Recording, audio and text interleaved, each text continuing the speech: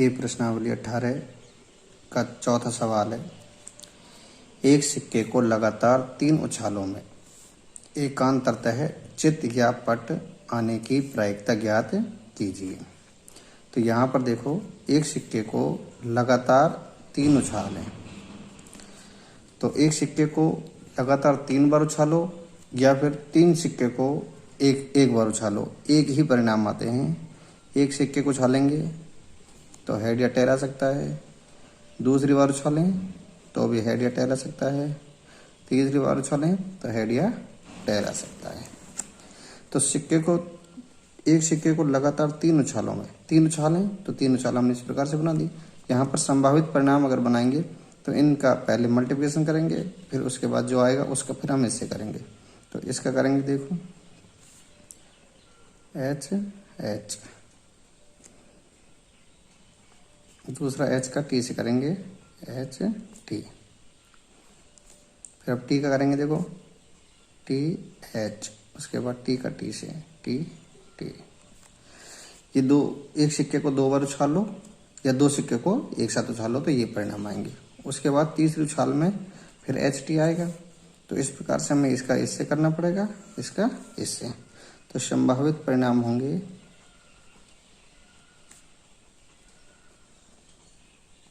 संभावित परिणाम H H H, H H का एच से करेंगे, एच एच का हम करेंगे टी से। तो एच एच टी ये हो गया। अब इसका करेंगे, देखो एच टी लिख दिया, इसका करेंगे एच से तो H T H, H T का करेंगे हम टी से तो एच टी टी, ये भी हो गया। अब इसका करेंगे, देखो टी एच का करेंगे एच से, इधर नहीं दिख रहा, टी एच का एच से, फिर टी एच का कैसे करना पड़ेगा, टी से, टी एच टी।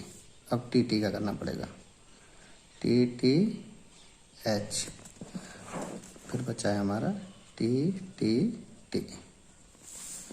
तो संभावित परिणाम है, इनकी संख्या आ जाएगी नंबर ऑफ एस। इनको गिन लेंगे अपन, 1 2 3 4 5 6 7 8। इनका तरीका ये भी होता है 2 गुना 2 गुना 2, 1 से 2 परिणाम आते हैं, इससे भी 2 परिणाम आएंगे, इससे 2 परिणाम आएंगे, 2 दूनी 4 4 दूनी 8। अब यहाँ पर देखो घटना क्या है, एकांतरतः है, चित्त या पट, एक का अंतर होना चाहिए दोनों चित्तों के बीच में या दोनों पटों के बीच में। तो यहाँ पर जो संभावित परिणाम है उसमें से अपन देखेंगे ये तीनों चित्तें लगातार हैं, 2 चित्त लगातार हैं, एक पट है। ये देखो एक का अंतर है, 2 चित्तें हैं उसके बीच में टी आ गया। एक तो ये हो गया संभावित में, अनुकूल में ये लगा, पीछे 2 लगातार हैं, ये 2 लगातार हैं, इनमें देखो दोनों के बीच में एक अंतर हो गया, इसलिए एक ये हो गया अनुकूल परिणाम में। ये लगातार हो गए, ये लगातार हो गए, अर्थात यहाँ पर अनुकूल परिणाम।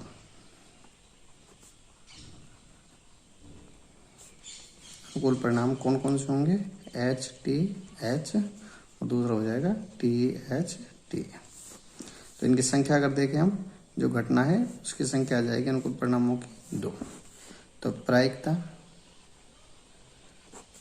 का सूत्र क्या होता है, अनुकूल परिणामों की संख्या बटे कुल परिणामों की संख्या।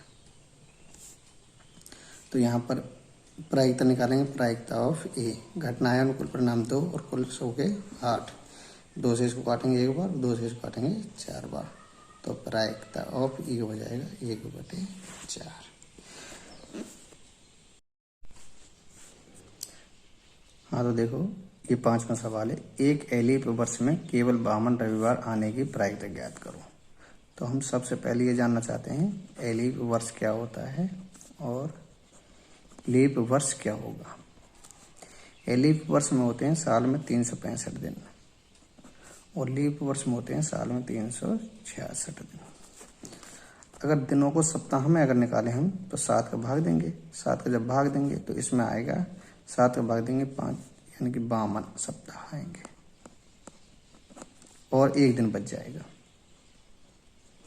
इसमें जब 7 का भाग देंगे तो इसमें आएगा 52 सप्ताह और 2 दिन शेष, 2 दिन शेष। अब बात करते हैं 52 सप्ताह। 52 सप्ताह का मतलब क्या हो गया? 52 सप्ताह का मतलब हो गया 52 वार जितने भी हैं वो आएंगे ही आएंगे। 52 तो एक साल में आएंगे ही आएंगे। उसके बाद बचता है जो ये एक दिन आता है वो 53वां दिन होता है। 53वां दिन कौन सा वार होगा? अब वो हर साल में अलग अलग वार बचता है। वो एक दिन जो होगा, अपन को यहाँ पर सवाल लीप वर्ष का करना है तो हम इसको लेंगे। लीप वर्ष का करते तो इसको लेंगे, तो ये यहीं छोड़ देते हैं। लीप वर्ष में 52 सप्ताह और एक दिन होंगे। अब अपन को एक दिन जो बचा है वह क्या होगा, ये अपन को देखना है। एक दिन जो बचेगा वह होगा संभावित परिणाम, उसको लिखेंगे संभावित परिणाम। वो हो सकता है रविवार भी हो सकता है, सोमवार भी हो सकता है,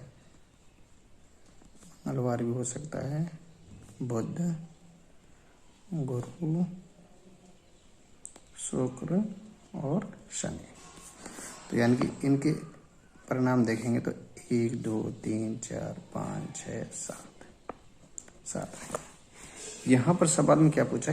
केवल 52 रविवार, 52 ही रविवार होने चाहिए, आगे नहीं होने चाहिए। तो 52 सप्ताह हैं, तो 52 सप्ताह हैं तो 52 रविवार होंगे ही होंगे। शेष बचा एक दिन। इसका मतलब ये हुआ जो एक दिन शेष बचा है वह रविवार का नहीं होना चाहिए, नहीं होना चाहिए। जब रविवार नहीं होगा तो कौन से वार होंगे? रविवार को हटा दो, बाकी सभी होंगे। कोई सा भी हो सकता है। यही तो अनुकूल परिणाम है। तो जब अनुकूल परिणाम निकालेंगे, रविवार को हटा के, यानी कि वो एक दिन जो है शेष वो लास्ट का सोमवार भी हो सकता है, मंगल हो सकता है, बुध हो सकता है, गुरुवार हो सकता है, शुक्रवार हो सकता है, शनिवार हो सकता है। यानी कि अगर इनकी संख्या लिखें हम तो इनकी संख्या हो जाएगी 6। 1 2 3 4 5 6। तो अब यहाँ पर घटना है केवल 52 रविवार है, केवल 52 रविवार आने की प्रायिकता। तो प्रायिकता का अगर निकालें हम तो अनुकूल परिणामों की संख्या बटे कुल परिणामों की संख्या। तो अनुकूल परिणाम हो गए 6 और कुल परिणाम हो गए 7। ये इस घटना की प्रायिकता है। ध्यान रखना है इसमें कितने रविवार हैं? 52 रविवार है। कितने रविवार हैं? 52 रविवार। तो 52 रविवार तब होंगे जब 52 सप्ताह होगा, और 52 सप्ताह में 52 रविवार हो जाएंगे तो 365 दिन में से एक दिन बचेगा। एक दिन वो है रविवार का नहीं होना चाहिए। तो संभावित परिणाम में जो एक दिन बचेगा वो लिख दिया अपन ने।